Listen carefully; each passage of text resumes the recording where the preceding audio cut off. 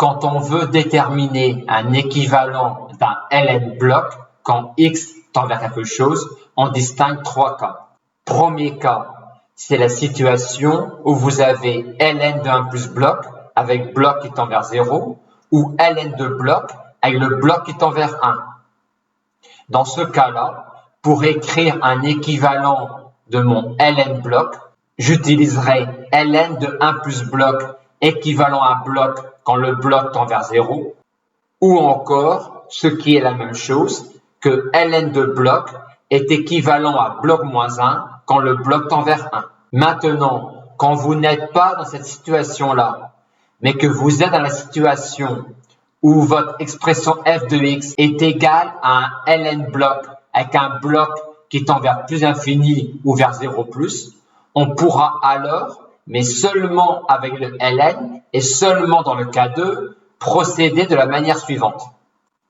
On commencera par rechercher un équivalent du bloc qui est à l'intérieur du ln et on appliquera ensuite le ln à cet équivalent-là.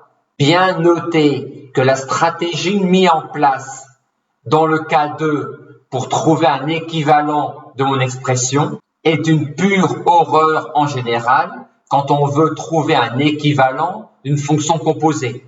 En effet, en dehors de ce cas-là, on ne recherchera jamais un équivalent d'une fonction composée en commençant par rechercher un équivalent du bloc qui est à l'intérieur. Voyons maintenant le cas 3.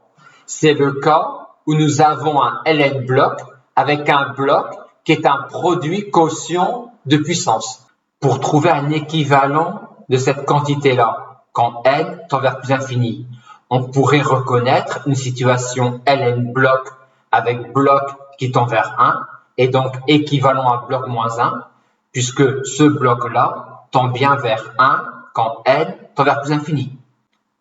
Mais on peut aussi procéder autrement. On peut commencer par éclater le ln et rechercher un équivalent de cette somme différence-là. Comme on ne voit pas de terme prépondérant dans cette somme différence-là, on ferait alors un développement asymptotique de cette expression qui nous permettrait d'écrire cette expression-là sous la forme un terme plus d'autres qui sont négligeables par rapport à ce terme-là, et on aurait ainsi l'équivalent de cette expression.